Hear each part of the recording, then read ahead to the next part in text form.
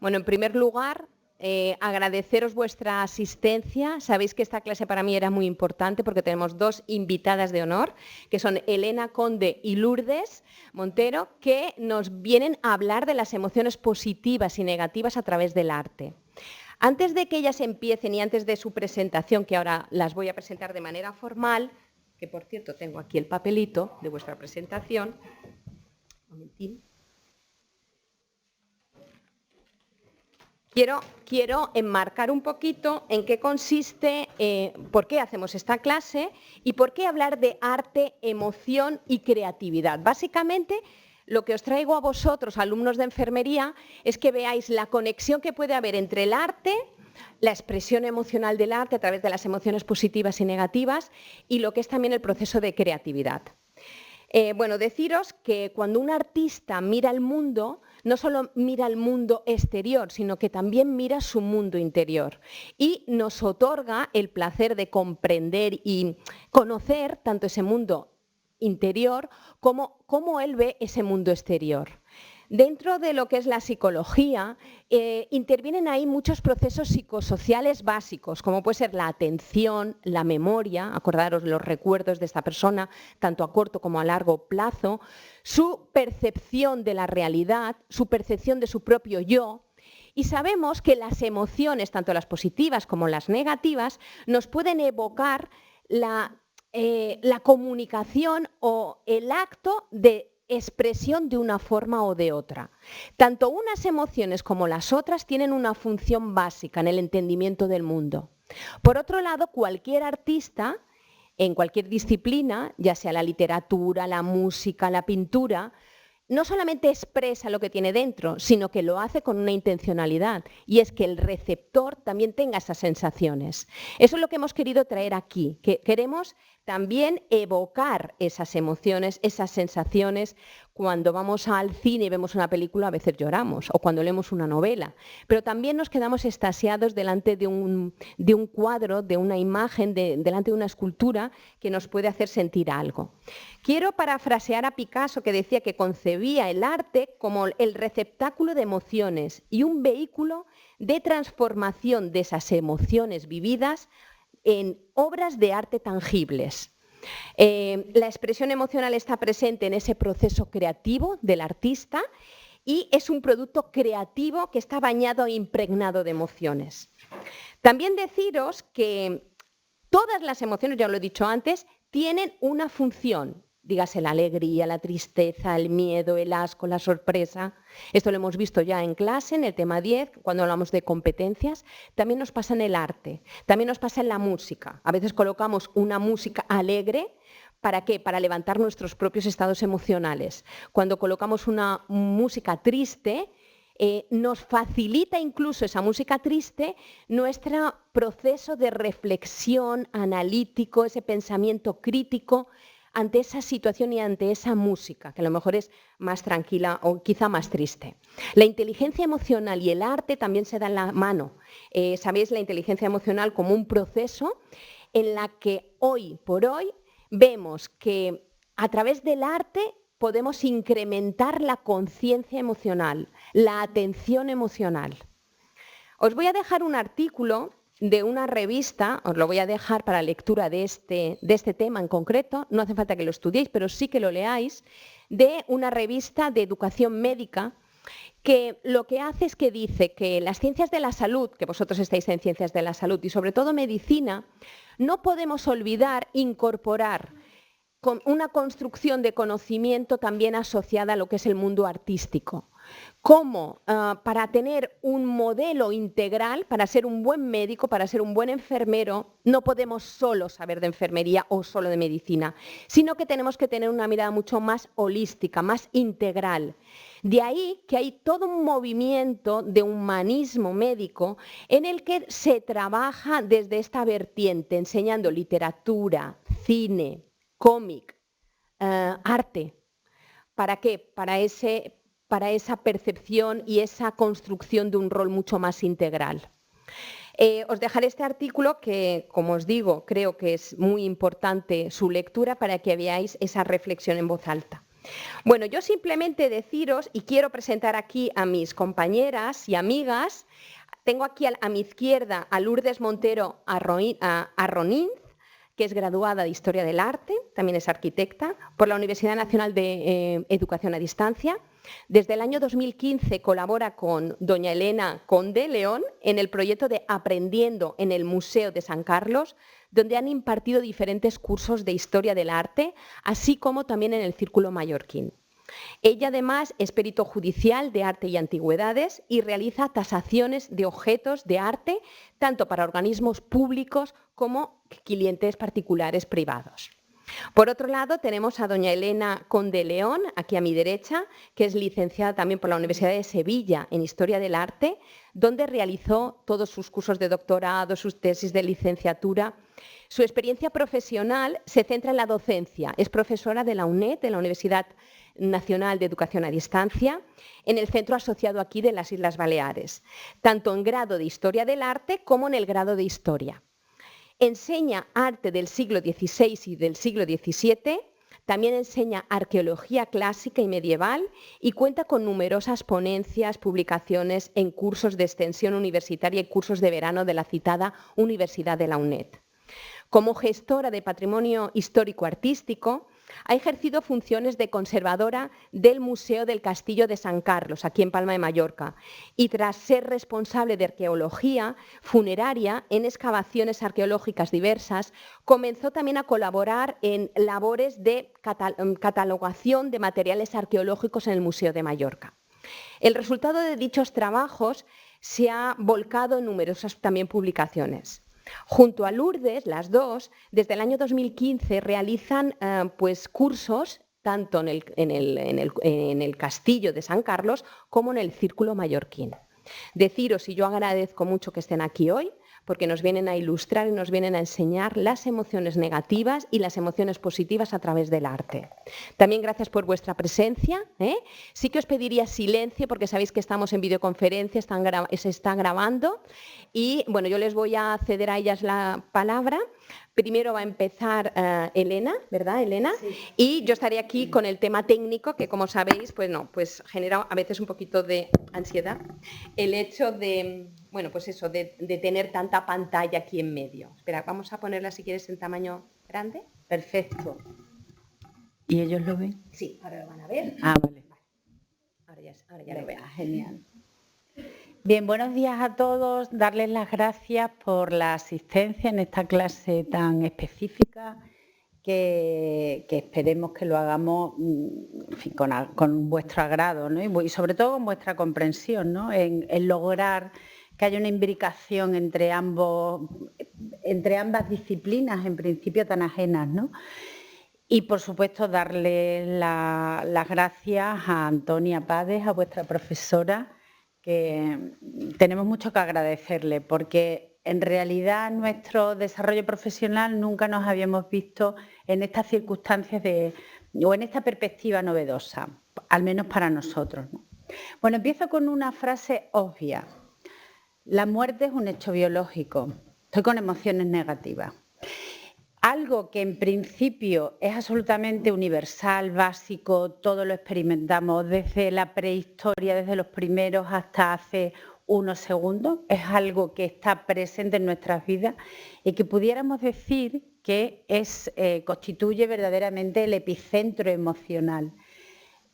Cuando experimentamos, tenemos ese hecho del final de una vida, de algún familiar, de algún amigo, el resultado final sería una suma de emociones que tienen una expresión desde el punto de vista material, pero también simbólico. Cuando nosotros vemos esta imagen, sabemos todos la interpretación, incluso hay una implicación emocional. Bien es verdad que podríamos matizar y decir, vale, pero la muerte, que es un hecho biológico, es un hecho natural, en muchas ocasiones es el resultado de algo trágico. Pero de cualquiera de las maneras, la sociedad, esas personas, esos amigos, esos familiares que están alrededor de la persona que muere, se expresan de alguna manera, hay una cadena de gestos y con esa cadena de gestos hay una implicación de emociones. Vamos a escoger, he tenido que hacer el esfuerzo de escoger en un periodo determinado, porque si no esto podía ser absolutamente eterno, porque además es un tema que yo creo que interesa mucho. Para estudiar esa ideología funeraria en la que nosotros, si tuviéramos que definir, bueno, ¿cuándo hay esa expresión de esa ideología del arte funerario, de la arqueología funeraria? Pues fijaos, justamente con los preparativos previos a ese desenlace fatal que sabes que inexorablemente va a existir y prevalecería hasta que se pierde ya la memoria del individuo, que normalmente se calcula en 2 generaciones. Bien, pues se crean, como digo, toda una serie de gestos que llevan implicado una serie de gestos, ¿no? Los especialistas, desde el punto de vista Quesada en concreto, ¿no? Pero desde un punto de vista simbólico muy relacionado con la arqueología, determina 3 momentos muy interesantes en lo que se puede hacer. Un análisis de cómo se expresa el dolor, el duelo, la frustración, todas esas emociones negativas que van acompañando a lo que es el propio duelo. En primer lugar, la fase predeposicional, que sería todos los preparativos que se hacen para la deposición. Y ahora abro un paréntesis y les digo que me estoy centrando en culturas antiguas, me estoy centrando en el Mediterráneo, desde el siglo VIII a.C., lo que es Grecia, lo que es Roma, el mundo etrusco, pero que no a su generación sí les es bastante ajeno. Pero si en vez de estar ustedes estuvieran sus padres o sus abuelos, habría gestos que se reconocerían, porque yo no soy tan vieja y sin embargo sí hay determinados gestos en que los he vivido de pequeña. Bien, vuelvo otra vez a decir que me centro fundamentalmente en el mundo antiguo y en ese ámbito del Mediterráneo clásico. En esos gestos predeposicionales que vendrán seguidos de la deposición del individuo ya en necrópolis / cementerio y después con posterioridad los postdeposicionales, he traído estas 2 imágenes que en distintos soportes, uno en cerámica y otro un relieve de mármol, podemos hacer la lectura de en ese ambiente doméstico, en la propia casa, una vez que el individuo ya ha encontrado la muerte, ya es finado, pasa a ser finado, en el ambiente doméstico, ojo, todavía estamos en casa, por eso es predeposicional, nos hallaríamos frente a una cadena, una serie de gestos que se hacen desde el punto de vista físico, pues lo que es el lavado, las sustancias aromáticas, la vestimenta inhumatoria, el embalsamamiento, depende de las costumbres, de la cultura del momento, y ya hay cuestiones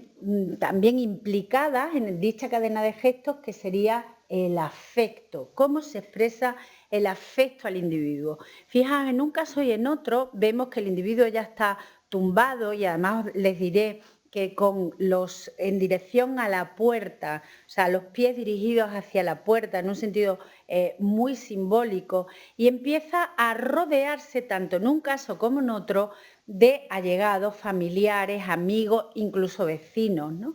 Donde en ese primer momento ya empiezan a expresar todo lo que implica el propio duelo. Así, desde un momento muy inicial, en este periodo geométrico que se llama en arte, vemos al individuo muy esquemáticamente representado, con formas totalmente geométricas, porque todavía el arte no se ha desarrollado desde el punto de vista formal, pero sí simbólico, porque además se está desarrollando todo un lenguaje que desde mi punto de vista es muy interesante, porque lo que hace es afirmar la expresión ante la muerte y por otra parte son elementos de cohesión social. ¿Por qué? Porque la muerte está uniendo desde el punto de vista afectivo, desde el punto de vista de la emoción, a una comunidad. De tal manera que esa comunidad, para anunciar la muerte del individuo, pondrá en la puerta, sobre todo en Pompeya, han quedado puertas que así lo testimonian, pondrá en la puerta signos para que el público que vaya por la calle interprete que dentro hay una familia y una comunidad pequeña en duelo.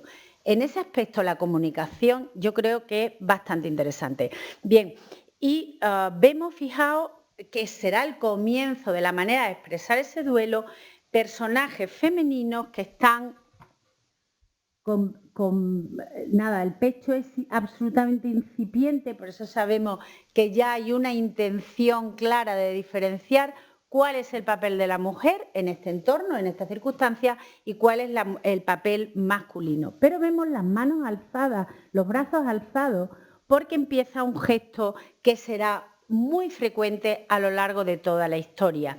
Fijaos, antes de llegar a ese gesto, sí me gustaría, en esas costumbres, analizando además esta especie como de ánfora, un lutróforo que se llama, que está muy relacionado con los enseres, con el ajuar estrictamente funerario, y vemos ubicado en la zona del cuello, fijaros aquí que os lo he señalado con esta flecha roja. Bien, vemos un gran ánfora, porque el agua siempre tiene un papel de purificación y eso es muy interesante. El muerto tiene que ser lavado, pero una vez que el muerto se traslade y empiece la siguiente fase, que es la deposicional, y se traslada a la necrópolis, en ese momento la casa también tiene que ser purificada, porque la muerte contamina.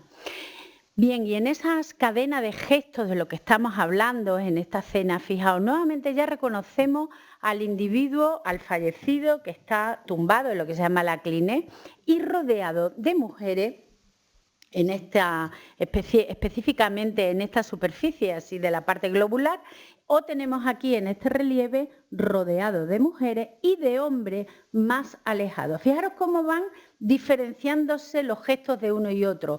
Una, mesándose los cabellos con los brazos extendidos, porque lo que hacen es tirarse de los cabellos. Y los hombres en gesto también de duelo, levantando el brazo y en gesto de saludo / despedida, alrededor del individuo. Fijaros, también quiero que vayáis viendo pues toda esta retórica, todos estos gestos, esta escenificación en definitiva del dolor, de la emoción dolorosa que implica el fallecimiento del individuo. Mucho más o interesante también, ¿no? Fijaros en estos dos fragmentos, aquí nuevamente, y además interesante desde mi punto de vista, porque ya está individualizado. Ya conocemos el nombre de la difunta, que se llamaba Mirrinem, ¿vale? Y aquí está puesto. Fijaros, aquí la difunta, la proximidad de un personaje femenino, la proximidad también en este extremo de la cline y cómo están utilizando ese lenguaje del que estamos hablando, ¿no? Para expresar precisamente la pena, la angustia, la pérdida, el sufrimiento, que van cambiando, por cierto, los sentimientos frente a la muerte. Y los personajes masculinos tienen otro comportamiento emocional, porque primero, destaco, no tienen contacto físico con la persona, con el muerto, y además suelen estar, pues eso, a más distancia, a los pies, y mucho más pausada en la manifestación, mucho más contenida que el mundo femenino. Es curioso porque estamos analizando un lenguaje de gestos que está relacionado por una parte con el mundo masculino y por otra parte con el mundo femenino. Me podríais decir, Elena, ¿cuál es la explicación? Muy sencilla, la mujer en el momento del parto ya tiene contacto con la contaminación y con la muerte se renueva esa contaminación. Es curioso, el mundo masculino no tiene esta experiencia y esto se refleja en toda esta retórica de la que estamos hablando. Doy un paso más antiguo incluso, donde vemos estas figurillas, ahora vemos que también afectan al mundo de la coroplastia, que se llama, o sea, que es escultura con muy poca entidad, ¿no? Como vemos aquí el caso, muy básica. Pero vemos ese saludo, el hombre nunca acaba en esta fase, la fase que estamos hablando, nunca acaba de alcanzar el grado de manifestación que está reservado exclusivamente al mundo femenino. O, por ejemplo, también en este fragmento muy claro, ¿os dais cuenta cómo el cabello, el pelo, tiene un protagonismo? O sea, está especificado. Aunque tengamos todavía un arte, diríamos que incipiente en cuanto a sus valores visuales o valores pictóricos, valores escultóricos. Sin embargo, el pelo, ese gesto de tirarse del cabello, estará siempre presente en los momentos de los que hablamos. Bueno, quizá resulte en este sentido reiterado. Pero ahora introduzco un nuevo aspecto, ¿no? El dolor, ¿cómo es el dolor femenino? El dolor puede ser un dolor activo, visible, audible, y un dolor pasivo. En estas primeras diapositivas nos podemos imaginar los gritos, el lamento, los cánticos, que estarían asociados a toda esa intensa gestualidad física. Fijaros, muy interesante esta esculturita plañidera de Rodas de 650. Buscaba la cronología antes de Cristo. En este caso, el análisis de gestos y posturas que analizamos son aún más extremas por ese sentimiento frente al finado, porque lo que está reflejando es el dolor del alma con el dolor corporal. Y entonces se autolacera. Fijaos aquí cómo hay cuchilladas. Veis cómo el artista, cuando todavía estaba la arcilla blanda, ha hecho esos cortes, que son los cortes que se autoinflige la madre o no sabemos quién. Y además le añade estos toques de sangre, que es pintura roja tanto en cara como en pecho. Y lo que nosotros tenemos que interpretar precisamente es que el dolor corporal es precisamente el dolor del alma. Pero enfrente tenemos otra concepción del dolor, que es un dolor mucho más contenido. No por eso menos intenso, ni mucho menos, sino un dolor que es mucho más cerrado, que se queda en la propia disposición, en la propia figura. Y así tenemos esta postura de apoyo en la mejilla, que sería la expresión de la melancolía, que en realidad era concebido en los autores antiguos como una verdadera enfermedad. Y la melancolía tiene sus propios gestos, ¿no? Que están más asociados a ese dolor callado que pudiéramos encontrar, fijaos, en esta figura que está en el extremo. Son posiciones completamente cerradas, pero que lloran de una manera mucho más silenciosa. Y son también posturas de luto que encontramos en esa iconografía funeraria que para preparar esta clase pues, buscábamos. Doy un paso más en la iconografía. Fijaos, en esa cuestión que hemos dicho del papel de la mujer frente al nacimiento, frente a la muerte, un papel activo, ya sea un dolor activo, más contenido, etcétera, etcétera, tenemos una iconografía que bien es verdad que no está muy generalizada, pero hay que considerarla con una carga simbólica extraordinaria. Vemos aquí una madre con los senos, con el pecho fuera, es la exposición de los senos, es la fuente de leche, una leche nutricia. Y sería, por supuesto, desde el punto de vista simbólico, el alimento que el cadáver tiene en el momento, ¿no? Fijaros qué símil tan interesante, la madre fértil, es la inhumación la que le espera, no la cremación, es la tierra la que la recibe y es la madre quien está concebida en un momento de fertilidad. Bueno, pues cuando se inicia todos estos gestos, esta cadena de gestos que hemos hablado sería en esa fase predeposicional. Pero la siguiente sería cuando ya se traslada el individuo al cementerio, a la necrópolis, que en ese traslado del cadáver también hay un... Pero antes de pasar y ver la iconografía que genera, en el último momento pensé, yo creo que el mundo egipcio, que nos llama tanto la atención, que sabemos que la muerte condiciona la vida del egipcio porque está continuamente pensando en su enterramiento futuro, en los objetos de los que rodearse en el más allá, también encontraríamos, fijaros, la misma cadena de gestos en cuanto a la mujer, ¿no? Tenemos estas plañideras que alzan los brazos, que dirigen su mirada focalmente, donde la presencia del cabello lo especifica, ¿no?, como algo muy protagonista. Simboliza, fijaros, aquí el cabello por delante, simboliza precisamente la oscuridad y la tiniebla de la noche.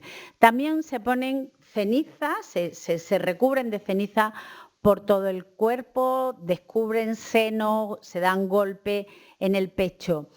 Si analizamos la iconografía de la emoción de la muerte, con ese epicentro emocional que hemos dicho, considerándolo al menos en esta pequeña intervención, vemos como siempre hay unos protagonistas que se van repitiendo en toda la cuenca mediterránea y con una cronología extraordinariamente amplia. Fijaros, purificando, llorando a los muertos, nuevamente en este caso agachadas, dándose golpes en la cabeza, en esta presencia y con esta proximidad, estos tocamientos, esta despedida, ¿no?, y necesidad de proximidad física con el individuo. Y ahora sí vamos a analizar el traslado donde ya la mujer pierde protagonismo porque ya se abandona el entorno doméstico y se llegará, en este caso, con una barca funeraria en el mundo egipcio o en este caso, fijaros, con una verdadera procesión que se despide al individuo.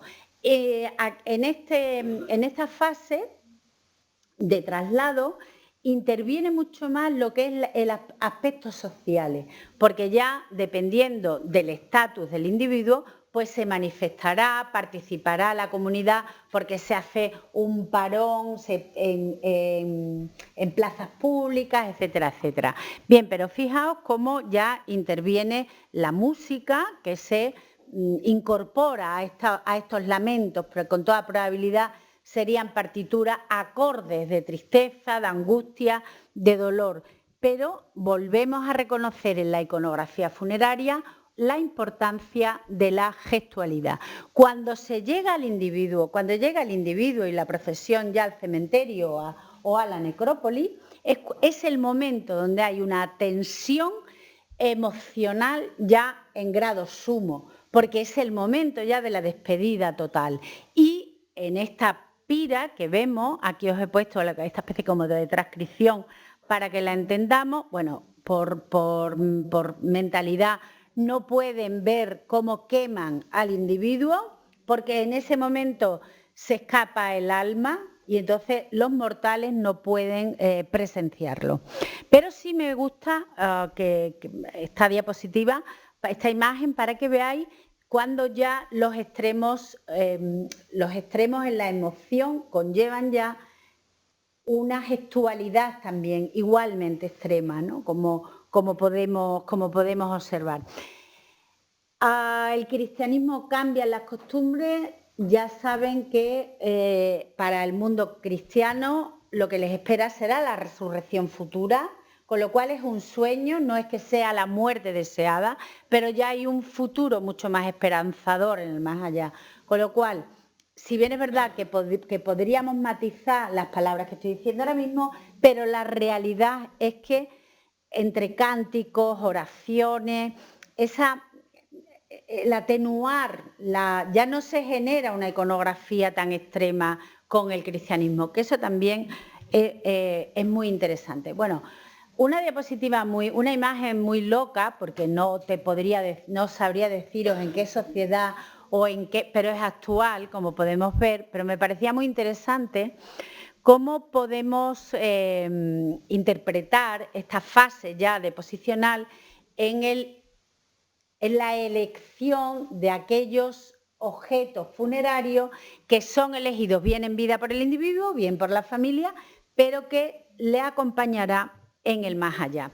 Llega el momento post-deposicional, las ofrendas, lo que cada uno ya de una manera casi individual y mucho más sentida llevan al cementerio. Entonces la acompañarán según se desprende, o bien el abandono. Fijaos, el mirto, las ramas de mirto invaden todo lo que es, dando esa sensación de olvido, ya en esa fase que os decía que probablemente llega hasta la segunda generación, pero también encontramos una iconografía de esas expresiones emocionales en forma de ofrenda.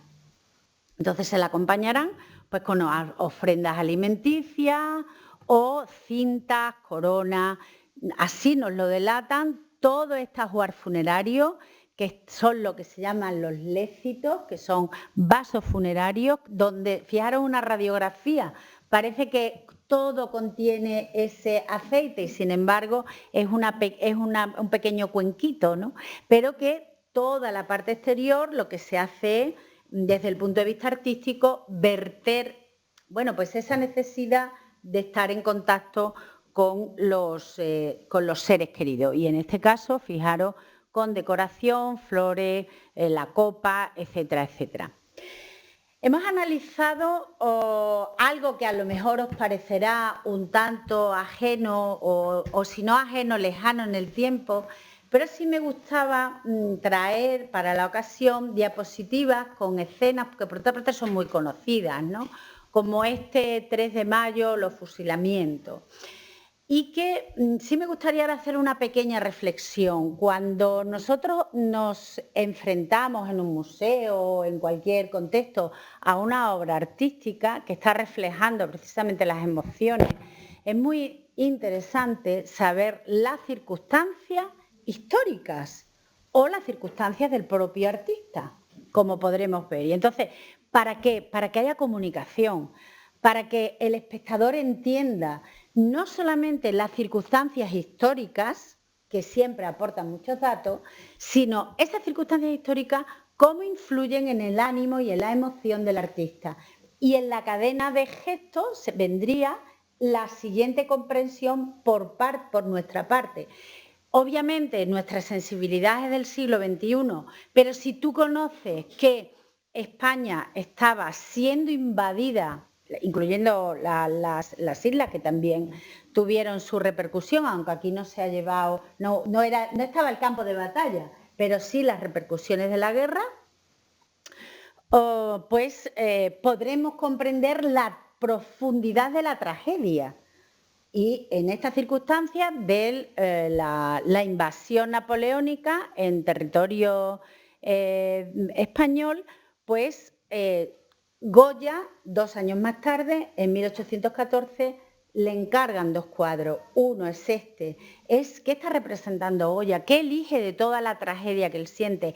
El miedo. ¿Es un miedo individual? No. Es un miedo que está siendo representado por un personaje, como vemos aquí, central, pero que en realidad pudiéramos decir que es todo el pueblo de Madrid. ¿Qué reconocemos en esta imagen? ¿Estaréis de acuerdo conmigo? Que la emoción es miedo, desolación, terror. Fijaos, vamos a hacer un análisis de gestos. En primer lugar, el personaje principal. Todo esto viene acompañado, creo que voy a abreviar un poco porque si no, sí, ¿verdad? Todo esto viene acompañado por los valores propios de la pintura, la luz, de tal manera que Goya dice, bien, voy a iluminar al personaje principal. Y entonces le pone cerca el farol y muy iluminada, fijaros el atuendo frente a los restantes. Pero Goya maneja muy bien todo lo que son los gestos, el anonimato del enemigo. Fijaos cómo es capaz de, con estas perpendiculares, es capaz de llevarnos a las perpendiculares que crean las bayonetas, es capaz de llevarnos, como digo, a la más absoluta de las oscuridades, ¿no? Sin embargo, con anterioridad, la guerra era algo noble. Solo una diferencia. Goya nos pone esa terrible emoción que nos provoca la muerte, poniendo precisamente la muerte en primer término, la sangre. Sin embargo, en la época de Felipe IV, y con bastante anterioridad y posterioridad, la muerte, la guerra, morir en la guerra era algo noble. Y así se iban representando, hasta que Goya incluso nos delata esa ese terror frente a la muerte, incluso en los ojos de los caballos. Y de ello toma nota el Guernica, Picasso, y de ello tomarán nota también los expresionistas. Si la muerte que te espera, lo primero, o sea, lo anterior es la furia, como en el caso del Laconte, fijaros, bueno, él es un sacerdote troyano que niega, ¿sabéis el episodio del caballo de Troya? ¿Sí? Bien, pues él dice, esto no es un regalo envenenado, vienen dentro, no le creen y entonces le envían a 2 ferocísimas serpientes que están devorando al padre, al sacerdote y a los 2 hijos, y con expresiones, con una tensión narrativa que lo que está reflejando precisamente es la tensión emocional del momento. Bueno, y aquí todos los valores expresivos de cómo hincha el pecho, encoge el vientre, fijaros la expresión extraordinaria, que después en la historia del arte, por cierto, esta expresión de la tensión será un eje vertebral de la historia del arte. ¿Os suena a Miguel Ángel? Esa terribilidad, ese extremo os recuerda, ¿verdad?, a Miguel Ángel. Hablemos un segundo del asco y para eso traigo esta imagen. El tema Susana y los viejos es un tema del Antiguo Testamento en el que no vamos a meter, pero en definitiva es una joven extraordinariamente hermosa que es agobiada, agredida, no físicamente, pero sí a través de miradas, de gestos, por 2 viejos. Y fijaos cómo Artemisia Gentileschi, una mujer, estamos en el siglo XVII del barroco, es seguidora de Caravaggio. Sí conocéis a Caravaggio, ¿no? Bien, pues una seguidora de Caravaggio. Fijaos cómo la expresión que pone Susana frente a que se siente acosada, ¿no? Yo creo que la imagen es bastante elocuente, pero hay muchas maneras de contar el tema, porque os traigo 3 maneras de contarlo, de 3 pintores, que serían Tintoretto. Francamente, aquí Susana es tratada como una Venus, aquí incluso mira al espectador y no le agobian para nada las miradas de los viejos, al igual que pasa con esta de Tintoretto, o incluso establece una conversación Susana con los viejos en esta obra de Veronés. Y ahora os cuento por qué. Os traigo para expresar la ira y os cuento para entender bien el sentimiento o la emoción de asco o de ira que Artemisia Gentileschi inflige en sus personajes. Ella fue violada por un artista que trabajaba en el taller de su padre. Hubo juicio, pero dudaron de su honorabilidad y eso le perjudicó el resto de su vida. ¿Cómo es su pintura? Son verdaderos asesinatos. Un pasaje bíblico lo representa como una agresión. O, en este caso, Judith decapitando a los Fernes, fijaos cómo siente la necesidad física de separación, que está ejecutándolo de manera separada, con ese reguero de sangre que sale como si fuera realmente un grifo, ¿no? Y yo creo que esto sería un buen ejemplo de lo que hablábamos antes, de cómo se entiende mucho mejor la obra de arte, las emociones que expresa cuando se conocen las circunstancias. En este caso, melancolía, y ya es el último. La melancolía, también un sentimiento negativo. En este atardecer de Munch, el famoso del grito, que después lo pondremos, donde aquí lo que hay ya es una intención, en el salto del tiempo, de expresar el mundo interior del artista, las emociones, los sentimientos del artista. Y para ello elige a su hermana menor, a Laura, que lo que hace es desplazarla a un lado del cuadro y que nos evoca en ese vacío. Bueno, ya lo he dicho. O sea, en esa distancia con respecto a esta pareja, fijaros la distancia que hay. ¿Os parece que sea soledad lo que está expresando el cuadro? No empatizar en absoluto con la pareja que está de fondo. Este vacío, fijaros qué diferencia hay, ¿no? Una mujer que no mira al espectador, como en este caso, y sin embargo, si el artista lo coloca en el centro, no hay esa tensión emocional que si lo desplaza a un lado, que lo que quiere es enfatizar la emoción pues, de tristeza, de soledad, de distanciamiento, en definitiva, de melancolía. Nuevamente, Munch, en un antecedente de esta obra, desplaza a esta mujer, también sedente, del cuadro. Estas incongruencias en el espacio, que lo que hacen es apoyar, como digo, esa desazón, encontraríamos ejemplos numerosísimos en la pintura de Van Gogh. Y es curioso porque, voy a obviar tanta letra, es curioso porque cuando Munch plantea nuestro cuadro, que está en el Thyssen, contaba con la presencia de su hermana mayor, pero Inger y Laura, que eran sus hermanas, tuvieron muchos conflictos y había una gran distancia emocional entre ellas. Y lo que hizo a la larga fue suprimir a la hermana y dejar sola a Laura. Y los rayos X, cuando hay un estudio de la obra, los rayos X delatan precisamente esos últimos cambios, los arrepentimientos que ha tenido el artista.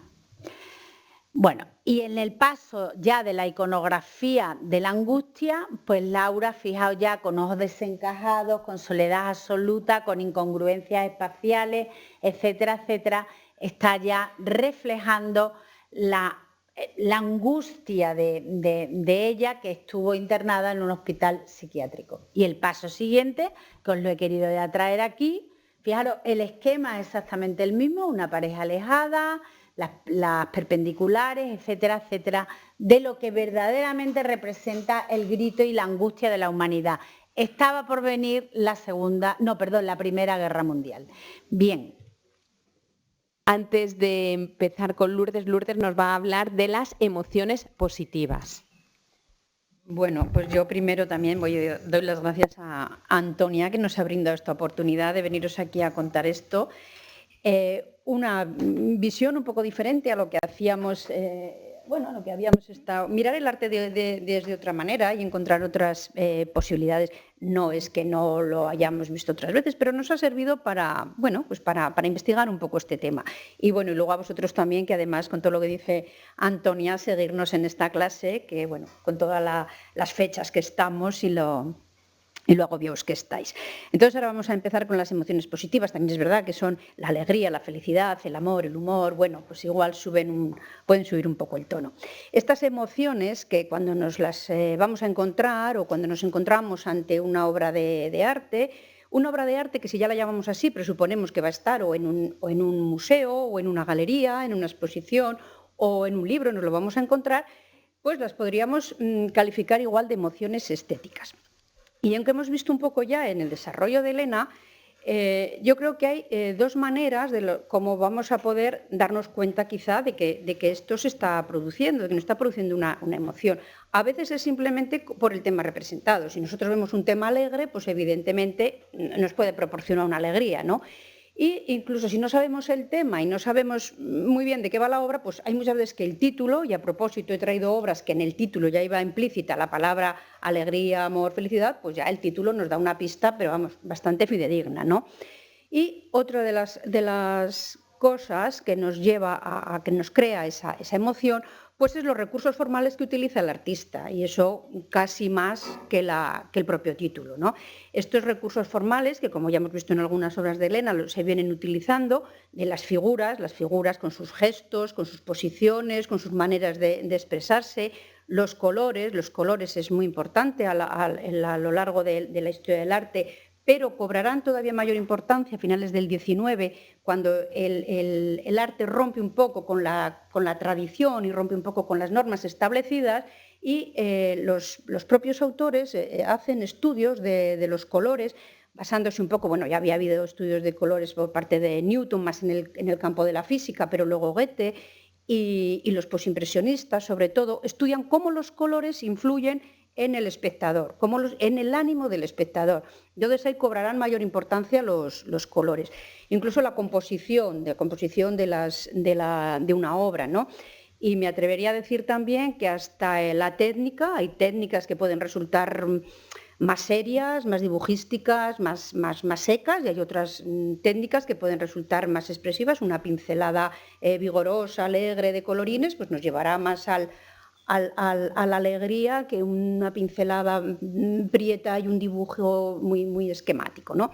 Y también a veces la técnica y también el soporte, ¿no? El soporte, un cuadro muy grande de historia sobre lienzo, o un pequeño papelito con un dibujo, y no digamos cuando al final vamos a acabar con unas obras de arte que han estado en un museo del siglo XXI y ya son caricaturas, son viñetas y caricaturas, ¿no? Cuando el arte avanza y se expresa ya con esas, pues es más fácil transmitir estas alegrías.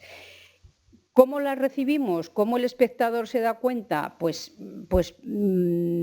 es importantísimo, esto es una cosa muy subjetiva, entonces es importantísima la predisposición y la situación con la que nosotros nos ponemos delante de la obra. Por nuestra situación personal podemos estar más alegres, más tristes, más enamorados, menos enamorados, y captarlo mejor o peor.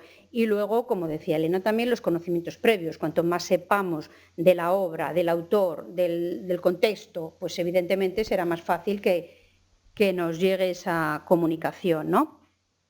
Bueno, y empezamos por la alegría, y con una obra del barroco, una obra del siglo XVII, donde ya el nombre nos dice el violinista alegre con un vaso de vino. O sea, el título ya nos está diciendo que esto es algo alegre.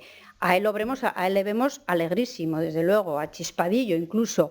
Y como buen pintor barroco, como buen y seguidor de Caravaggio y del claroscuro, ¿qué utiliza el artista? Utiliza la luz para crear unos hermosos y profundos contraluces, ¿no? Sobre todo aquí la de la mano con el violín, como está sobre esta parte más iluminada, ¿no? Que está de blanco.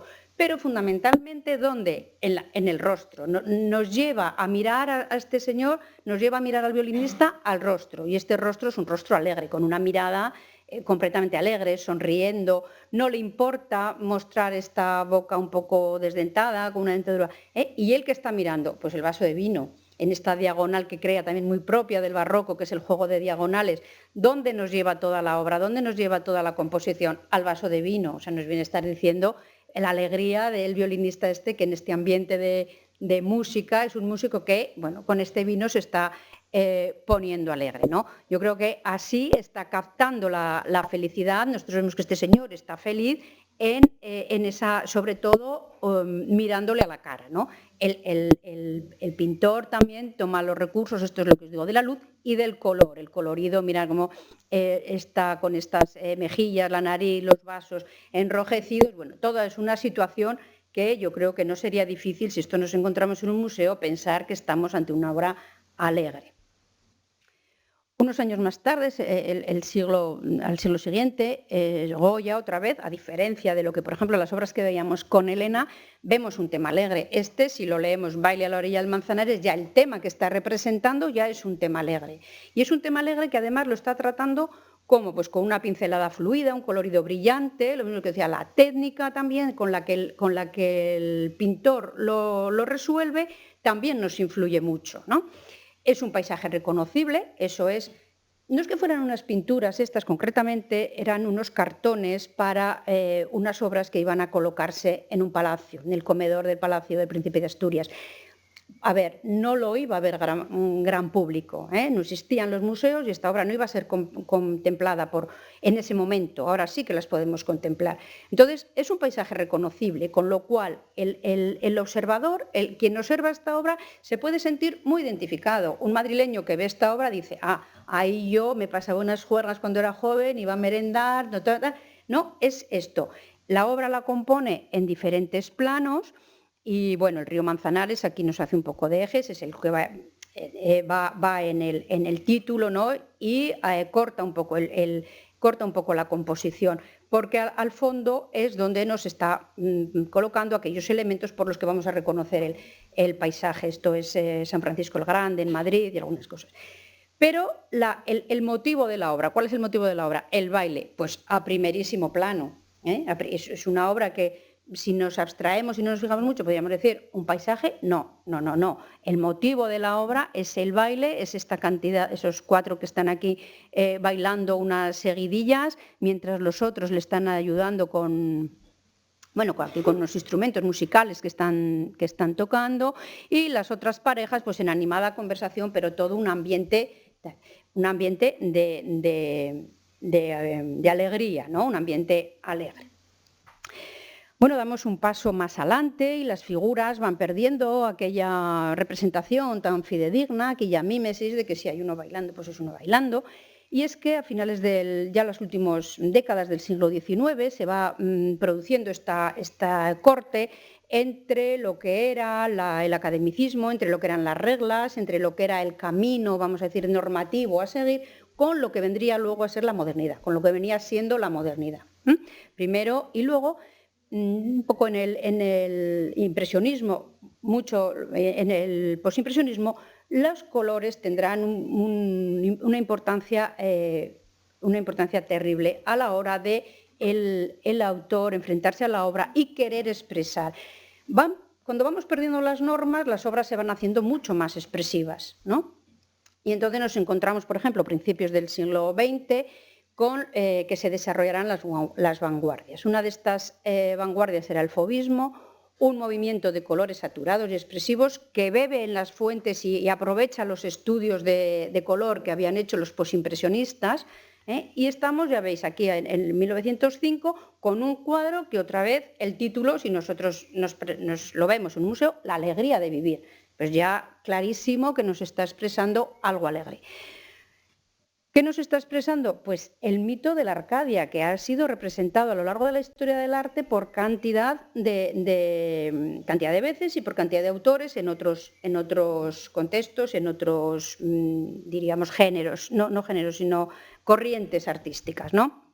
Se habrá representado en el Renacimiento, se habrá representado.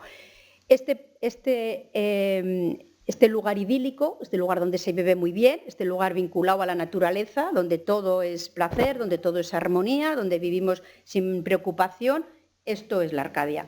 ¿Y cómo nos lo presenta Matisse? Pues evidentemente con unas figuras, con unos personajes que están o bailando en corro, o haciéndose arrumacos, amándose por aquí, otro que toca unos instrumentos musicales, otra pareja que se llama Dos señoras tranquilamente sentadas en un paisaje idílico también, y ahora utilizando totalmente y con una 100% intención los colores, ¿no? Estos colores saturados, y las figuras, como la representan, no es una representación mimética y fidedigna de lo que es una mujer recostada, porque le da más importancia a estos perfiles muy marcados y casi todos voluptuosos y casi todos curvos. No es una línea recta.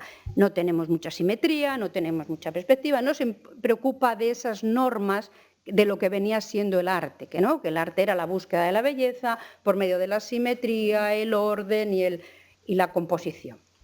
Bueno, ¿y qué colores utiliza fundamentalmente? Pues utiliza el amarillo. El amarillo es un color que se identifica siempre como alegre y cálido por su relación con el sol.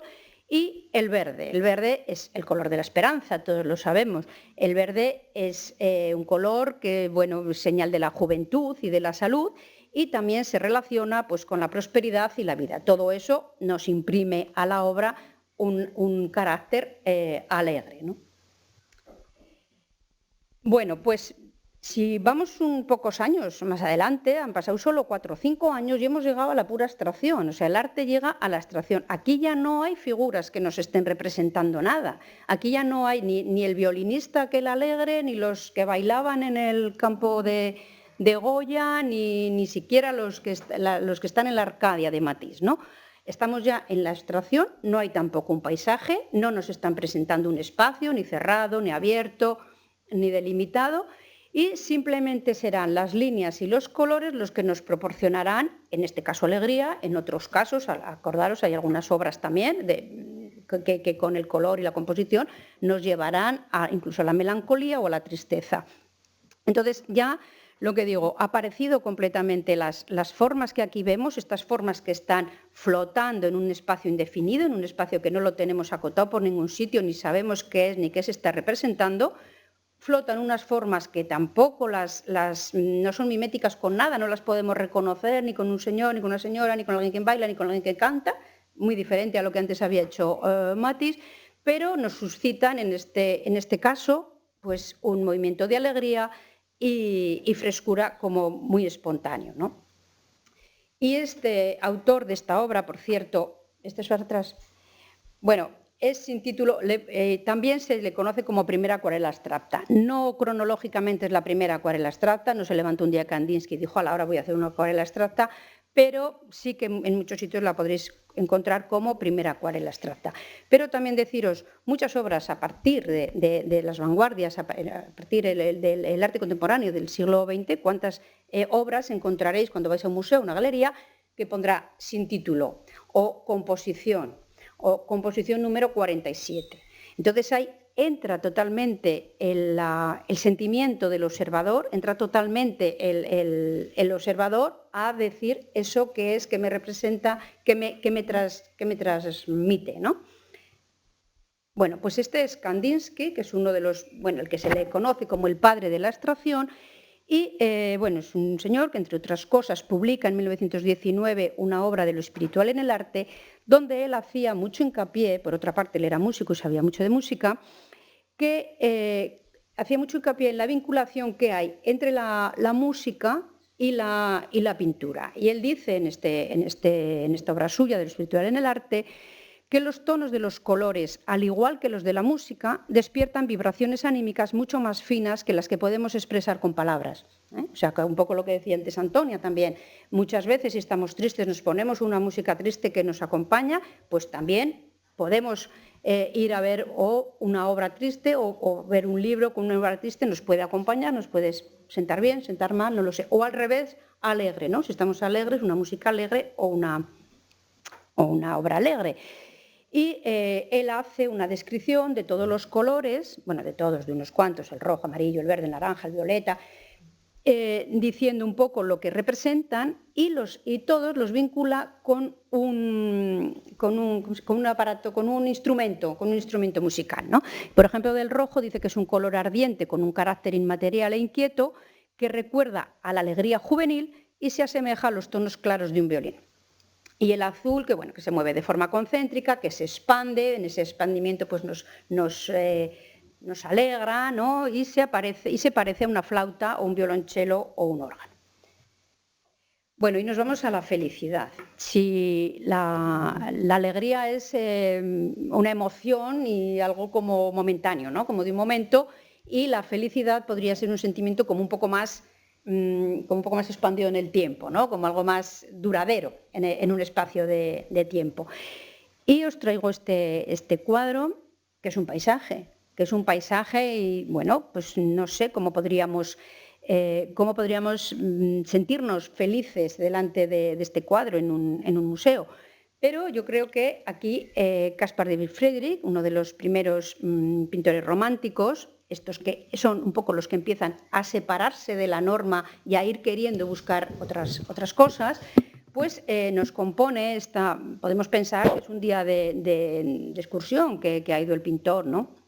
¿Y cómo lo compone? Pues mirar, con estas líneas tan marcadas, las diagonales que marcan aquí una V, y que aquí justo en el centro del cuadro, con este poquitín de espacio que deja aquí, nos sitúa a nosotros aquí al espectador y para hacernos partícipes de este día de excursión, este día de contacto con la naturaleza, ¿no? Donde además yo creo, y nos podemos sentir felices, nos podemos sentir contentos, estamos contemplando estas rocas blancas a las que les está dando el sol, contemplando este magnífico paisaje del mar. Yo creo que el mar en calma siempre da un sentimiento de felicidad. Igual una tormenta nos produce miedo y desasosiego, pero un mar en calma y además con este colorido tan maravilloso, pues siempre nos da esa sensación placentera y esa sensación de felicidad, ¿no? Entonces, yo creo que podemos ver que en este momento la composición y el colorido es con lo que ha jugado el autor para hacernos un cuadro tan atractivo. Y si vamos un paso más adelante y conocemos al autor de la obra, pues sabríamos que es una obra que realiza cuando él está felizmente casado, se acaba de casar hace unos meses con su esposa, que viene a ser esta de rojo, que además la viste de rojo para darle más vivacidad a la obra. Y es un periodo del artista muy feliz. Él vive en Dresde y hace esta excursión por su tierra, por Rügen, con su esposa para presentarla a su familia. O sea, personalmente es una época fantástica, profesionalmente es una época fantástica. Él vive en Dresde, es un pintor muy reconocido, es un pintor que le va muy bien también económicamente. Entonces, bueno, crea una obra alegre. Y pongo cuadro insólitamente alegre al principio, porque si además conocemos la obra de David Friedrich, no todo fue alegría, felicidad en su vida, no todo fue este periodo tan contento y tan alegre. Pasó mucho, sobre todo después, bastantes dificultades, calamidades, estuvo más triste y por eso es de los cuadros, si no es el cuadro más alegre de todo el corpus de la obra de David Friedrich.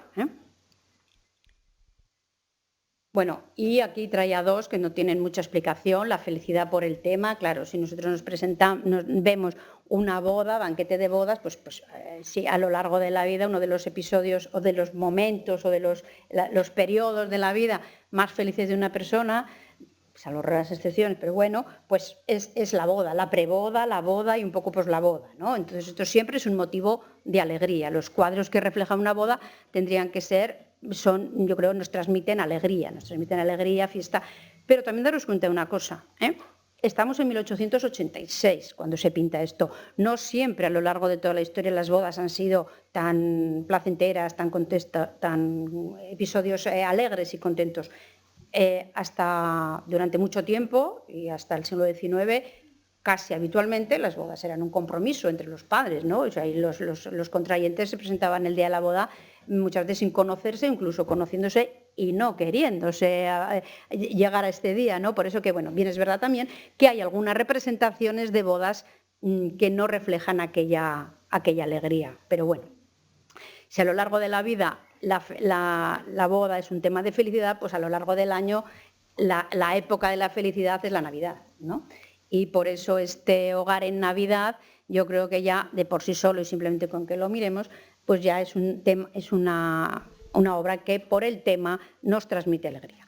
Es un artista americano que se caracteriza fundamentalmente por hacer obras muy costumbristas, ya veis que completamente realistas, pero también podéis daros cuenta que dónde radica, dónde vemos la felicidad, pues nos la está mostrando en los gestos de los abrazos y en los rostros, ¿no? En las miradas y en los gestos. Y tampoco le importó mucho terminar la obra por aquí, no nos da ningún detalle de cómo iban vestidas ni calzadas ni los señores ni ella, pero sí que nos pone dos guinditas de un adorno navideño y un regalito para justificar el hogar por Navidad y para que además, es más, es que aunque no os hubiera puesto el título, hubiera dicho, bueno, pues vuelve a casa, vuelve, y hubiera sido alegre, ¿no? Bueno, y esta también es la última de la alegría, porque es algo que yo creo que no la hace Lichtenstein con idea de demostrar alegría. Es una obra pop, y sabéis que los artistas pop, después de la Segunda Guerra Mundial y cuando en Estados Unidos, sobre todo, se había desarrollado el expresionismo abstracto norteamericano y después de la Gran Guerra estaba el ambiente tan pesimista y las obras tendían a esa tristeza y a ese oscurantismo, surge el pop como reacción, ¿no? Y entonces es una obra pop art. La mujer en el baño. Dicen los estudiosos que está inspirada en alguna secuencia sacada de un folletín amoroso. En ese caso, bueno, también quizá la alegría de la mujer pueda venir por ahí. pero volvemos a que de la manera que el autor, que Lichtenstein compone la obra, juega mucho, hace mucho para que nosotros esta obra la veamos alegre o sintamos alegre, ¿no? Nos contrapone lo que es el rostro, un rostro que además es alegre y nos resulta atractivo, pero la expresión, el rostro, la viveza nos la contrapone a este fondo, a un fondo totalmente estático que es la pared alicatada de un baño, ¿no? Y luego, ya veis, la técnica. Os decía antes también que la técnica influye mucho a darle a la obra un sentido u otro sentido. Y esta obra está tratada con estos puntos Venn-Diagram, son las tramitas de... No sé si se notará por aquí, y por aquí. Son puntitos estarcidos, que es la técnica que se utilizaba en los cómics, en las tiras de cómics. Ya de por sí el cómic es algo alegre, algo... Bueno, es otro tipo de arte, ¿no? Pues al utilizar esa técnica en esta obra, yo creo que le quiere dar ese aire de alegría. Por otra parte, el cromatismo vemos que es elemental, rojo, azul y blanco. Acordaros también de la primera acuarela abstracta, ¿eh? También hablábamos, era el rojo y el azul fundamentalmente, flotando aquellas formas sobre un fondo blanco. Por ahí van un poco los temas. Y el azul, con esta variedad que él ha utilizado aquí de tonos de azul, el azul es un color que lo tenemos asociado con la confiabilidad, la calma, la satisfacción, todas esas cosas que nos producen felicidad, ¿no? Más que desasosiego. Y luego, bueno, pues utiliza el rojo en el rostro, en el cuello, en las manos y en estos maravillosos labios que enmarcan esa sonrisa, que yo creo que entre la sonrisa y los ojos son lo que le dan la viveza a esta imagen, ¿no? Y bueno, había una comidilla entre los artistas cuando a principios del siglo XX, sobre todo, cuando se van desarrollando las vanguardias, lo que digo, y el color cobra un aspecto muy importante a la hora de tratar en una obra, por esta intención de acercarnos y de vincular al espectador, y se parece que se decía entre ellos, si quieres vender un cuadro, píntalo de rojo. O sea que el rojo es un color atractivo y es un color que nos va a atraer y por lo menos nos va a causar alguna alerta, nos va a causar alguna emoción. Y bueno, el amor. El amor, cómo no hablar del amor en el arte, y qué cantidad de obras se os pueden venir a la cabeza en las que representen el amor. En las que represente el amor o en las que, bueno, viéndola en un museo se palpe, ¿no? El amor. Y por eso os traía yo esta, que es un amor dramático, porque también hay muchas clases de amor, claro. Entonces, aquí tenemos a Venus, la diosa del amor. O sea, siempre que veamos a Venus y algún Cupido, ya estamos ante una obra de amor, ¿no? Nos puede transmitir amor. Pero está Tiziano recogiendo un pasaje dramático de la historia de Venus y Adonis. Venus es la diosa del amor, aparte de la belleza, es la que lo puede todo.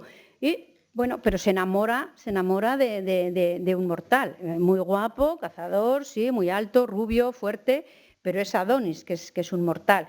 Y entonces aquí nos está representando, bueno, ella está desnuda y por aquí hay una jarra caída, lo que ya nos podemos pensar que han estado juntos. Pero él es un mortal y es un cazador, le gusta más cazar que le tira al bosque, diríamos. Y entonces los perros de Adonis están en tensión porque han oído una alerta, han oído algo por el bosque y se ponen en la alerta para salir a cazar. Claro, él se va tras los perros. Ella lo sabe todo. Ella sabe que ahí va a aparecer un jabalí que va a matar a Adonis. Entonces, claro, ella que es una persona es una diosa que lo puede todo, es la diosa del amor, pues mira, en este caso no, en este caso va a ser, él va a elegir irse de caza, él va a elegir la muerte y ella se va a quedar pues desasistida. El amor, Cupido, lo que os digo, siempre que veamos a Venus y a Adonis hablamos del amor, pero aquí el amor está dormido, o sea, que es que se ha quedado dormido, no está alerta, no, bueno, el amor se va a acabar y se va a acabar de una forma muy trágica, ¿no? Y luego, pues también nos dice el autor, Tiziano, nos está señalando con esta manera de utilizar la luz que algo va a pasar en el bosque, ¿no? Vemos, bueno, el drama se se palpa, ¿no? En esta mirada entre ellos tan dramática, en el abrazo de ella que le abraza, mirar, se ve aquí que le está cogiendo con todas sus fuerzas, pero él en este paso que queda y que se quiere desasir. Bueno, composición, pues lo mismo, ella está en el centro de la composición, ella está en la diagonal, todos estos recursos que además podría utilizar, ¿no? Tiziano. Y aquí tenemos un siglo después a Rubens, un seguidor de Tiziano, donde nos va a presentar un amor, pero un amor más placentero, un amor más gozoso. Y el título dice El jardín del amor. Y nos está representando un jardín donde una serie de figuras, os decía antes también las figuras, la importancia que tienen, en lo que hacen, en los gestos, en lo que representan, junto con una serie de esculturas que hay en ese jardín, y todo nos está hablando también otra vez del amor. Vemos la presencia de Venus, implica que el amor envuelve la escena, y un montón de niños alados, de estos cupidos alados, que veis que revolotean por aquí, alguien que le está empujando. Aquí, este niño alado que porta una corona y que porta una antorcha,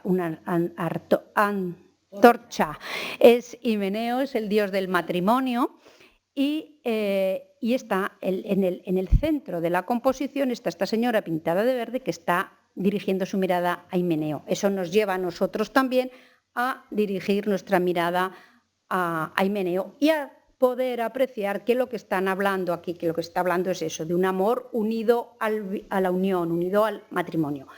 En ello también estos angelotes que revolotean por aquí llevan los lazos del amor, y con los lazos del amor han unido dos palomas, que es otro símbolo de unión. Si después de que vemos todo esto sabemos, el otro también lo sabíamos, pero se me ha olvidado deciros, sabemos que es un cuadro que está íntimamente ligado a la vida de Rubens. Rubens había quedado viudo en 1626 y se había casado en 1630 con Helena, que puede ser que sea esta jovencita que tenía 16 años cuando se casó y él tenía 53.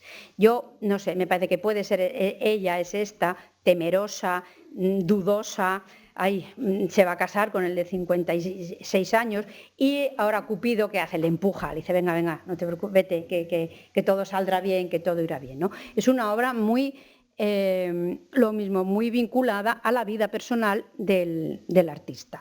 En la otra, si me permitís, también es una obra, en este caso no vinculada a la vida personal del artista, vinculada a la obra personal del quien la encargó. Esta obra la encarga Felipe II, había encargado a Tiziano una colección de 6 obras, y esta obra se la manda Tiziano a Londres cuando Felipe II se ha casado con María Tudor, en un matrimonio que para nada era de amor, todo lo contrario. Él dijo cuando se marchaba, voy a una cruzada, no me voy al matrimonio, y pidió Felipe II a Tiziano que le mandara esta pintura a Londres. Y muchos estudiosos, y es verdad que se parece, comentan que Tiziano en ese momento señaló los rasgos del joven príncipe Felipe en Adonis. O sea que son obras que, como veníamos antes, si conoces el contexto en el que se han creado o conoces la vida del autor,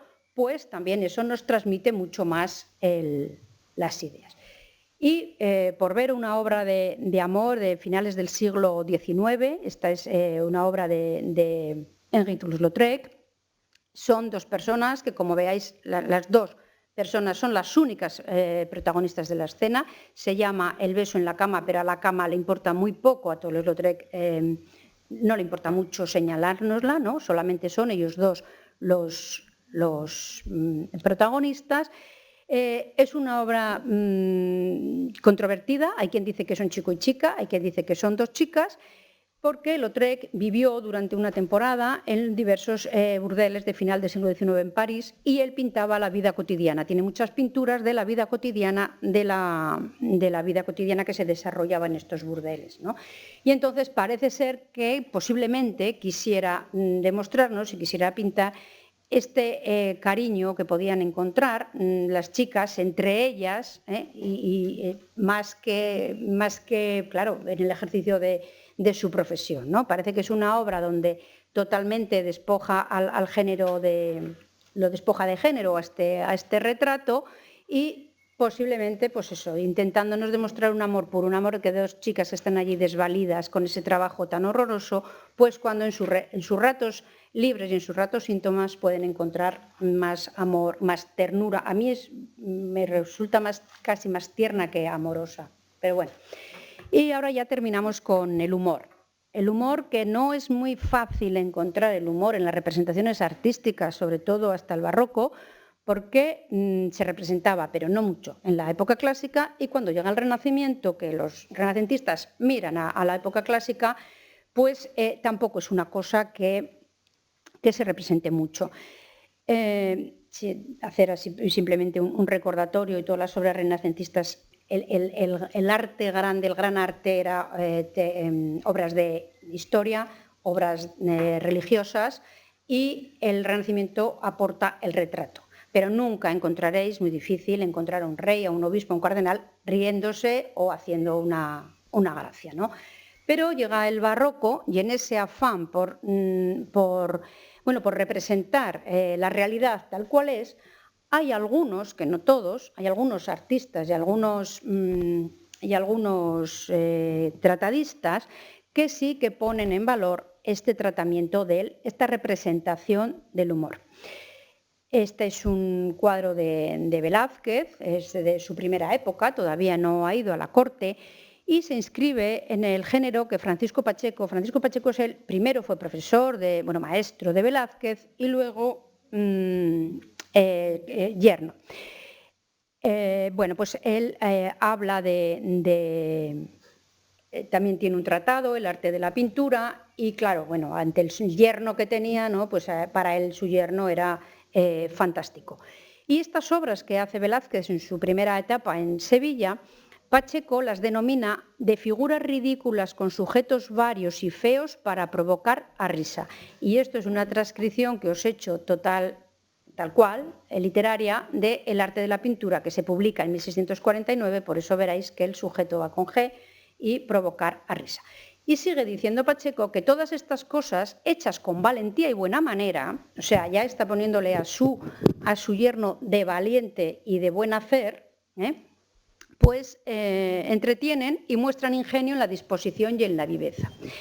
Y es que a Velázquez le interesan estos personajes de la vida cotidiana, porque él, lo que se llevaba en el arte y lo que luego él va a tener que hacer cuando llegue a la corte es los retratos áulicos, tanto del rey como de sus hijos, y donde podéis ver que de risitas nada, y de humor nada.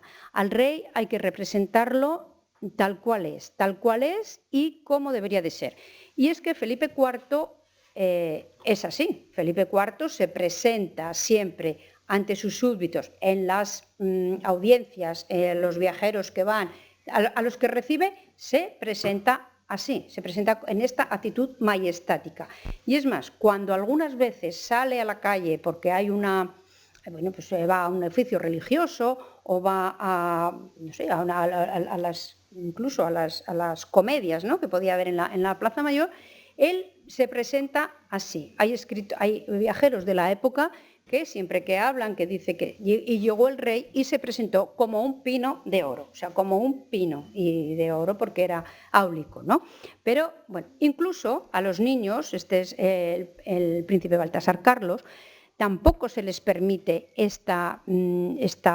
la risa, el humor, el jolgorio. A los niños se les sigue representando en esta postura y en esta actitud majestática, regia y de representación. Y dice Pacheco, entre otras cosas, que Velázquez tenía en su taller un aldeanillo, le llama, un aldeanillo al que pintaba riendo y llorando. Entonces, a Velázquez le viene muy bien estos tipos corrientes, vamos a decir, estos tipos del pueblo, para él pues experimentar y él expresar y practicar, ¿no? Estas expresiones grotescas de estos que están cantando, de estos que se están riendo, del niño que se está riendo, que nos mira, también el niño, que por cierto pudiera ser, hay quien dice que este niño es el aldeanillo, aquel al que Velázquez sí que podía representar riendo y llorando.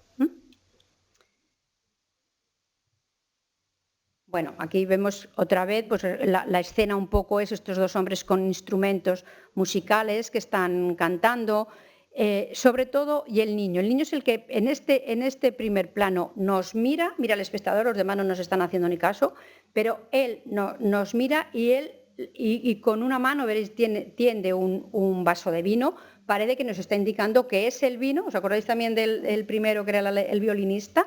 Pues el vino el que provoca estas cosas. Uno de los personajes, había muy pocos personajes que se pudieran representar así. Uno era los ebrios, los borrachos, pero con ese afán moralizante también decir, mira lo que pasa, y también mostrando un poco esas bajezas, ¿no? de esta clase popular que no son capaces de ocultar estos sentimientos, ¿no? Estas pinturas a los entendidos les podía resultar gracioso por lo ridículo, así como veían en las comedias y en las lecturas de pícaros, pues aquellos personajes pícaros y estos, ¿no? Otro detalle es la mona. La mona, parece que en el diccionario de Covarrubias, la mona lista, o no sé, se llama se les califica así a los borrachos, a los que pierden los efluvios del alcohol y del vino, pues pierden el conocimiento, ¿no? y se duermen. Luego también, si pudiera ser el aldeanillo, este niño que nos mira no va vestido de aldeanillo.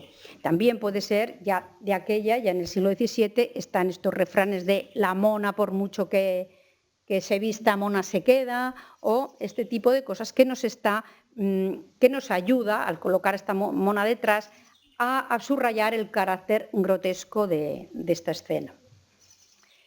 Bueno, otro de los personajes que se pueden representar en esta actitud son los bufones. Y los bufones, ¿por qué? Porque son ellos, lo he sacado de la RAE, esa persona generalmente de aspecto grotesco que en la Edad Media y principios de la moderna se encargaba de divertir a la corte con historias graciosas y chistes. A ver, el arte era representación de la belleza y estas personas grotescas no representaban la belleza, o sea que solamente había muy pocas personas a las que se podrían, y pocos, como dice Pacheco, los valientes, porque un poco anterior al tratado de Pacheco está el tratado de otro tratadista español, Vicente Carducho, que dice que hay que representar la naturaleza, pero hay que representarla bella. Y cuando la naturaleza, pues, oye, ha tenido algún fallo y hay un personaje feo, grotesco o ridículo, pues disimular. Pero, bueno, hay otros, como por ejemplo pudiera ser Velázquez antes o Frans ahora, que nos presenta este bufón con laúd, sin ninguna intención de hacer un retrato concreto, seguro, Frans no quiere retratarnos a este personaje que se llame tal, sino que es un símbolo de esos personajes graciosos, ¿no? Y como lo hace, pues con la sonrisa, la mirada y esta expresión que pongo aquí un poco gamberra, porque tiene pinta un poco de gamberrillo. Nunca jamás a un personaje de la corte, a un personaje noble o a un personaje religioso lo van a representar de esta manera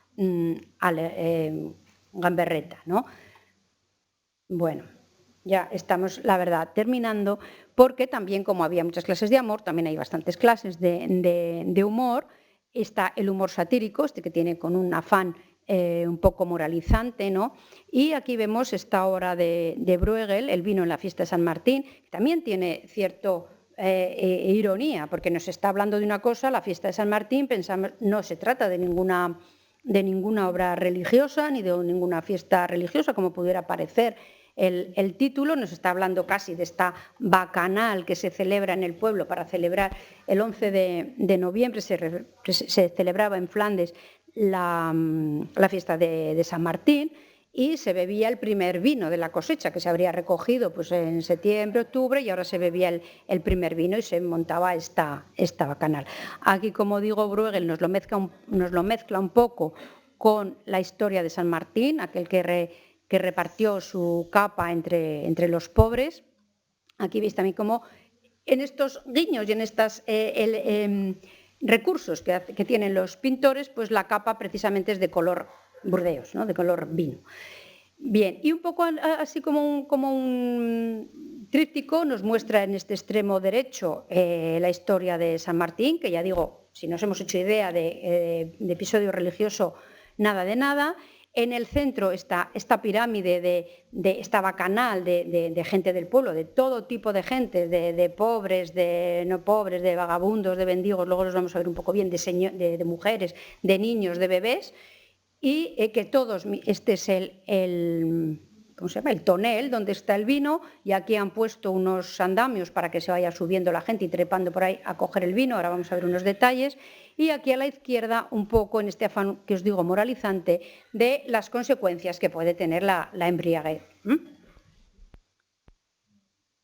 Bueno, aquí veis un poco el tonel pintado de rojo, por aquí sale el vino, todos están con jarras, con escudillas, con un zapato, les da igual está en el Museo del Prado, y siempre solemos comentar en ello que si os metéis en la página del Museo del Prado podéis agrandar las imágenes, o incluso en Wikipedia, y es que esta es una obra llena de detalles graciosos, de detalles humorísticos. Tanto este sigue al Bosco, si os metéis en las obras del Bosco también encontraréis un montón de detalles graciosos. Pero bueno, es aquí, bueno, vemos como todos tratan de subir a esto del vino. Es un cuadro, por otra parte, que se está alejando también un poco de la norma, porque otro tratadista del Renacimiento, Giambattista Alberti, o lo habéis oído hablar de él, decía que para contar una historia en una obra, 10 personajes, que con 10 personajes valía. Más de 10 personajes ya era mucho, era barullo.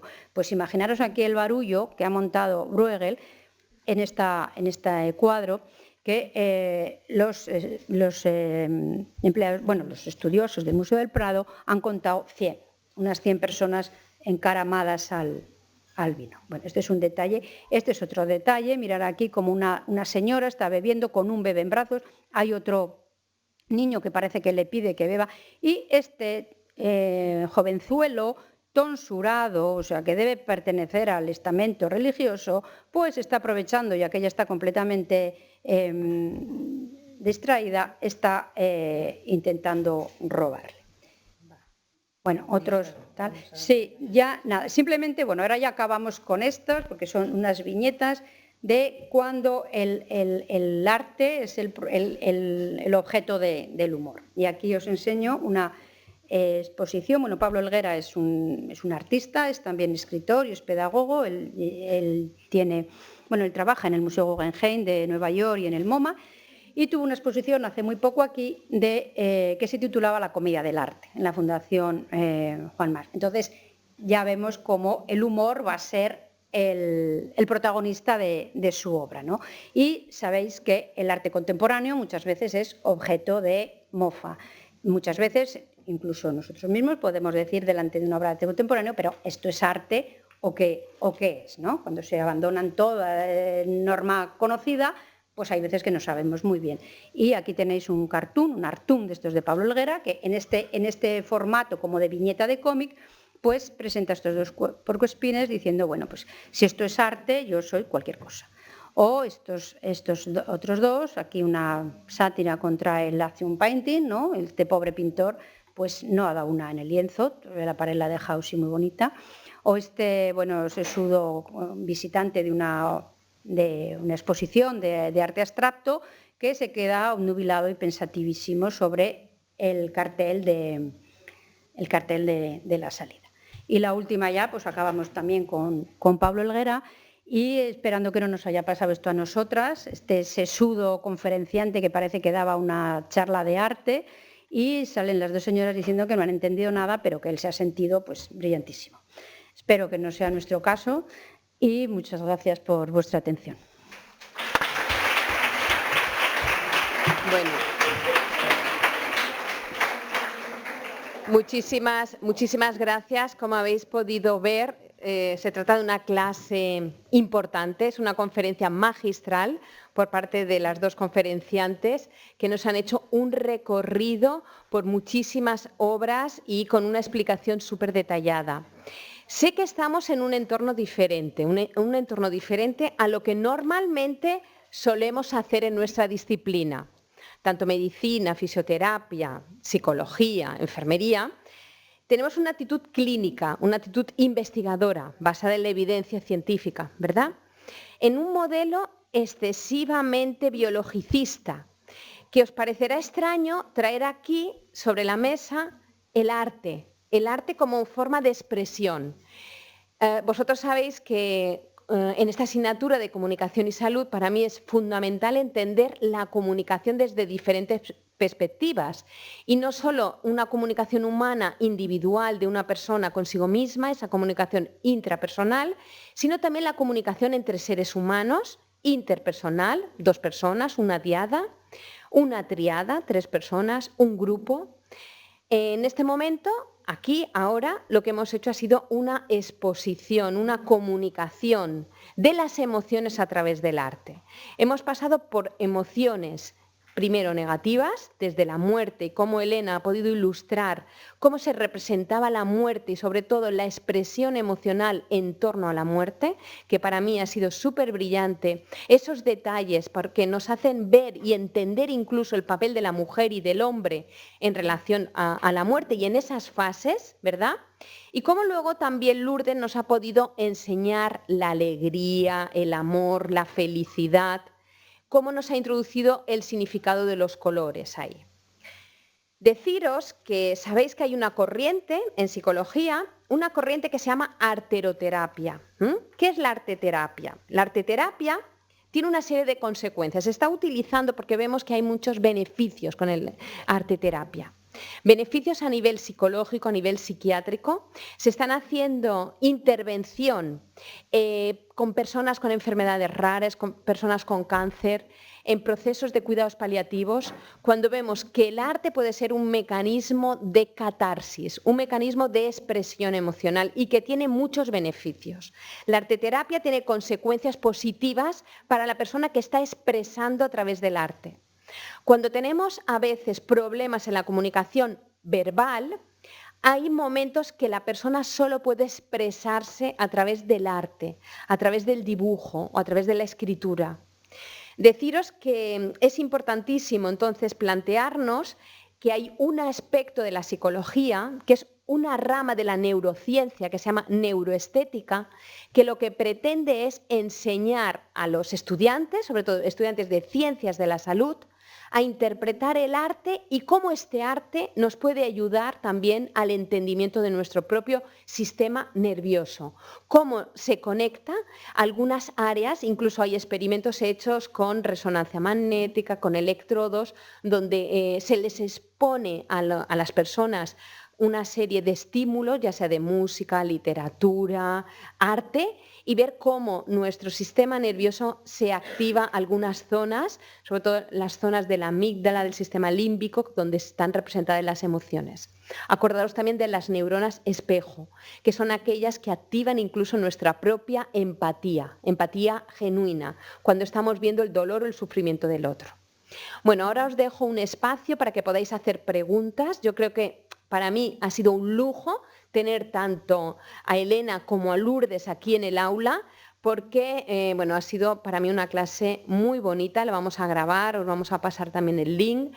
Y bueno, no sé qué os ha despertado, curiosidad. Tenemos 2 alumnas también de Erasmus alemanas que espero que hayan podido seguir la presentación, que también luego les pasaremos el link.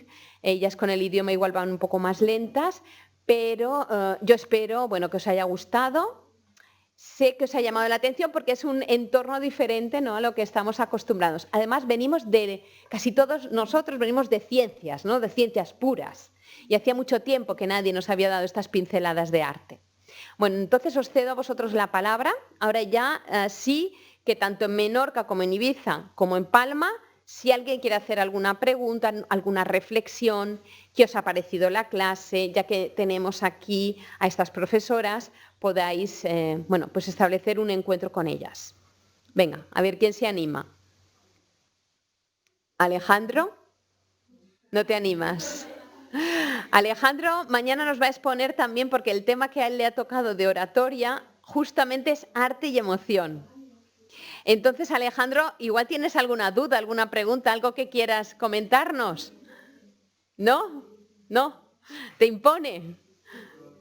No, bueno, a ver, ¿alguien que quiera comentar algo? ¿Qué os ha parecido la clase? Yo creo que es una clase muy densa. Tendríamos que hacer un seminario pudiendo detenernos en cada una de estas obras, poderla explicar súper bien, de forma detenida.